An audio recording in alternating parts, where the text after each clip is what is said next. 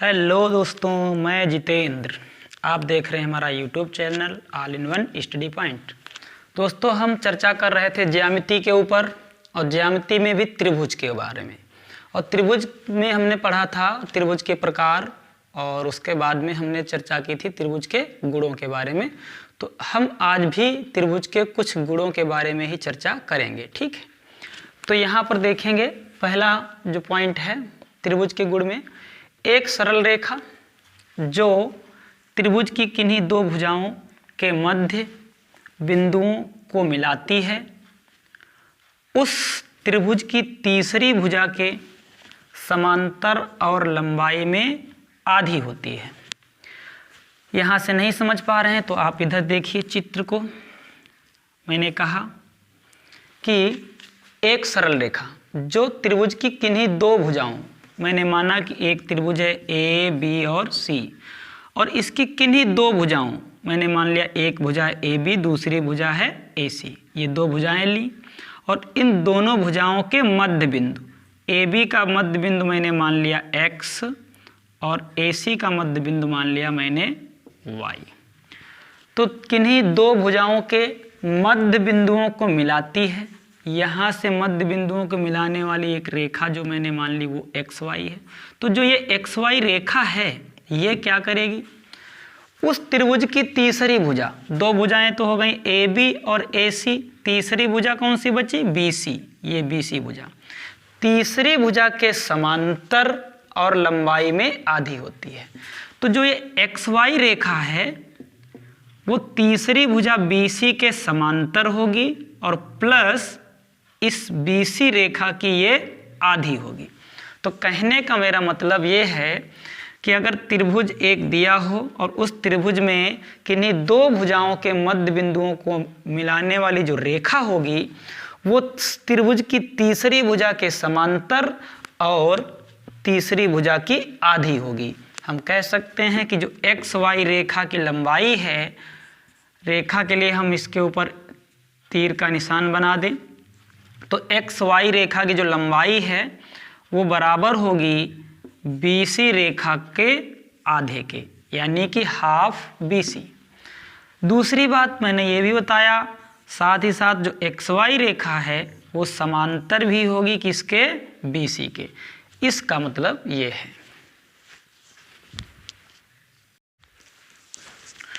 दोस्तों, हमारा अगला गुण है जिसमें लिखा हुआ है त्रिभुज की एक भुजा के समांतर, त्रिभुज की एक भुजा के समांतर खींची गई रेखा अन्य दो भुजाओं को समान अनुपात में बांटती है और दो समरूप त्रिभुज बनाती है।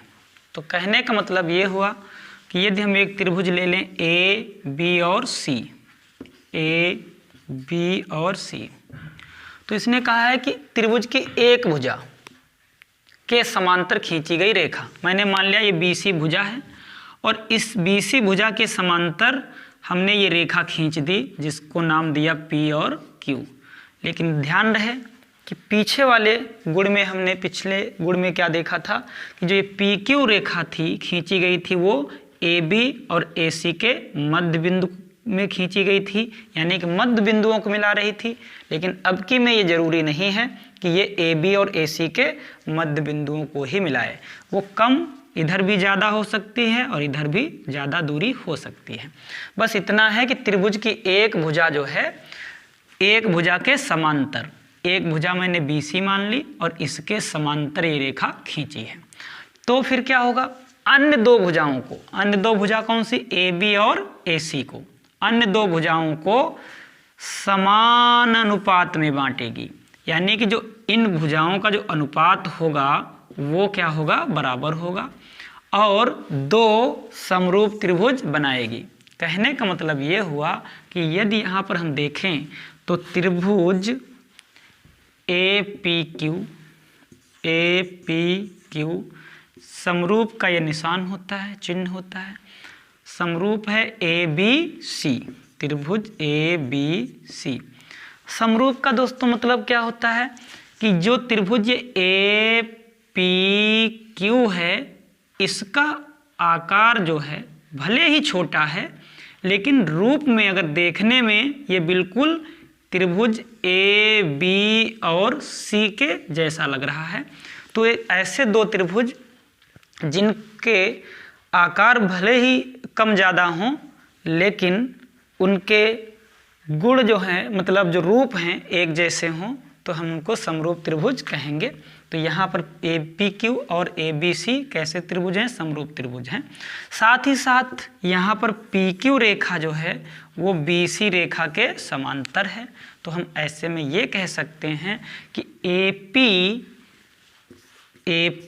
बटे पूरी भुजा ए बी का जो अनुपात होगा वो बराबर होगा ए क्यू बटे पूरी भुजा ए सी के। एक तो ये बात लिख सकते हैं।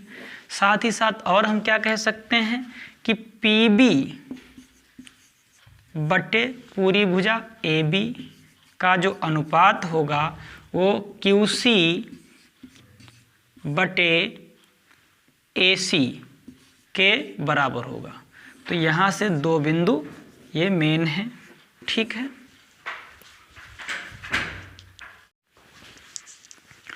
दोस्तों हमारा अगला प्रगुण है या प्रमेय है जिसमें लिखा हुआ है त्रिभुज ABC में कोण B का अर्धक व कोण C का अर्धक एक दूसरे को बिंदु O पर काटते हैं तब।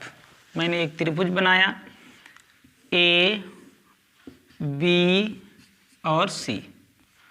तो इसमें बताया है कि कोण B का अर्धक, तो ये कोण है आपका B और यहाँ से इसको मैंने एक अर्धक यहाँ पर खींचा, ये मान लिया, और आधा कोण बन रहा है इधर और आधा कोण इधर। ठीक, अर्धक का मतलब जो कोणों को आधा आधा डिवाइड कर दे। ऐसे ही कोण मैंने C को, ये कोण C है, कोण C का भी अर्धक मैंने खींचा और ये एक दूसरे को मैंने मान लिया कि O बिंदु पर काट रहे हैं। तो ये भी अर्धक है, तो ये वाला कोण और ये कोण भी आपस में बराबर होंगे। तो हमसे अगर कोण BOC, यहाँ से BOC का मान अगर पूछे तो देखो BOC का जो मान होगा वो कितना होगा? 90 प्लस कोण A का मान जितना होगा उसका आधा इसमें क्या करेंगे? जोड़ देंगे। यानी कि कोण A का आधा जोड़ देंगे किसमें? 90 में। तो BOC का जो मान होगा वो 90 प्लस कोण A का आधा जोड़ने से प्राप्त हो जाएगा। दोस्तों हमारा अगला प्रगुण है त्रिभुज ABC में भुजाओं AB और AC को क्रमशः P तथा Q तक आगे बढ़ाया गया है। कोण PBC का अर्धक व कोण QCB के अर्धक एक दूसरे को बिंदु O पर काटते हैं तब। ये जो हिंदी लिखी हुई है इसको आप नहीं शायद समझ पा रहे होंगे, तो आप इस चित्र की तरफ देखें। मैंने एक त्रिभुज बनाया A, B और C। इसमें कहा गया है कि भुजाओं AB और AC को क्रमशः P तथा Q तक बढ़ाया गया है। तो जो AB भुजा है इसको मैंने P तक बढ़ा दिया और इसी प्रकार से AC भुजा को मैंने यहाँ पर Q तक बढ़ा दिया। ये बिंदु मैंने नाम दे दिया Q। इसके बाद Q तक बढ़ाया गया है। कोण PBC यानी कि ये कोण का अर्धक, तो इस कोण का अर्धक मैंने ऐसे खींचा। वह कोण QCB यानी ये कोण, इसका भी मैंने ऐसे अर्धक खींचा के अर्धक एक दूसरे को बिंदु O पर काटते हैं और जहाँ पर ये एक दूसरे को क्रॉस कर रहे हैं उस बिंदु का मैंने नाम दिया O। तब हमसे कोण पूछेगा BOC।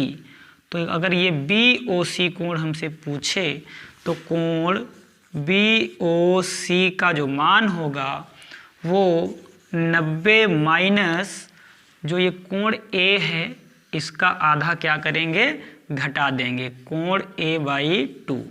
तो हमें यहाँ से BOC यानी कि इस कोण का जो मान मिलेगा वो 90 - A/2 मिलेगा, जहाँ A क्या है, वो आपका ये वाला कोण है। ठीक,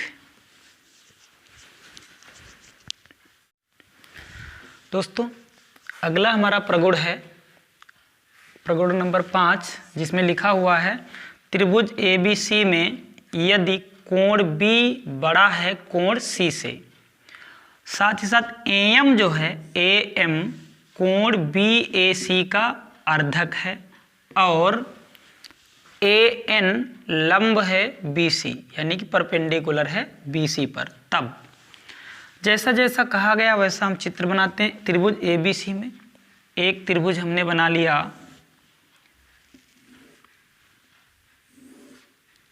A, B और C। इसमें कहा है कि कोण B जो है वो बड़ा है कोण C से, तो ये जो कोण B है बड़ा होना चाहिए किससे, कोण C से। ठीक है, और क्या है, AM कोण BAC का अर्धक है, कोण BAC यानी इस कोण की बात है, जिस कोण का नाम बीच में होगा उसकी बात चल रही है। तो कोण BAC यानी ये कोण, इसका अर्धक है कौन, AM। तो मैंने यहाँ से एक अर्धक कुछ इस प्रकार से खींच दिया। ठीक है, तो और AN लंब है BC पर, साथ ही साथ यहाँ से मैंने AN ऐसे लंब खींचा यानी कि 90 डिग्री। तब हमसे मान पूछेगा, तो ये हो गया A और M और ये है AN, A और N, ये हो गया N, लंब हो गया। तो हमसे कोण मान पूछेगा, कोण MAN का यानी कि इतने कोण का मान। फिर से देख लीजिए, MAN यानी इस कोण का मान कितना होगा, तो कोण MAN का जो मान होगा वो बराबर हो जाएगा कोण B माइनस कोण C/2, यानी कि जो कोण B और कोण C का जो अंतर है उसका आधा ये कोण आपका हो जाएगा।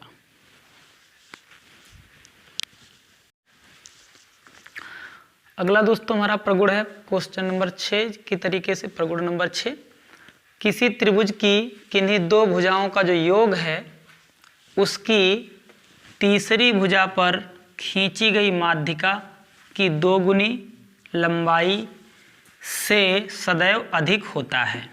ये क्या हुआ समझते हैं। इधर मैंने मान लिया एक त्रिभुज है A, B और C, तो इसने कहा किसी त्रिभुज की किन्हीं दो भुजाओं का योग, कोई दो भुजाएं ले सकते हैं आप। मैंने मान लिया AB और AC, ये दो भुजाएं ले ली और इनका योग किया। AB और AC दो भुजाएं ली, इनका योग किया। इन दोनों भुजाओं का जो योग है उसकी तीसरी भुजा कौन सी है, ये BC।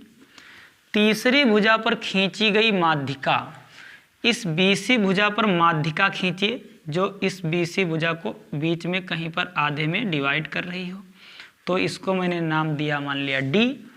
तो तीसरी भुजा पर खींची गई ये माध्यिका की दोगुनी लंबाई, इस माध्यिका की जो माध्यिका AD है इसकी दोगुनी लंबाई से सदैव अधिक होता है। यानी कि इन दोनों भुजाओं का जो योग है इसकी जो माध्यिका AD खींची गई है BC भुजा की, इस AD माध्यिका का अगर हम 2 गुना कर दें फिर भी इससे जो योग है इन दोनों भुजाओं का वो सदैव अधिक ही रहेगा। यानी कि किसी त्रिभुज की किन्हीं दो भुजाओं को अगर जोड़ा जाए और तीसरी भुजा पर माध्यिका खींची जाए तो माध्यिका का 2 गुना करने से भी जो योग आए, माध्यिका का 2 गुना जो होगा वो उन दोनों भुजाओं के योग से कम ही रहेगा, या हम कहें कि इन दोनों भुजाओं का जो योग होगा माध्यिका की लंबाई से 2 गुणों से भी अधिक होगा।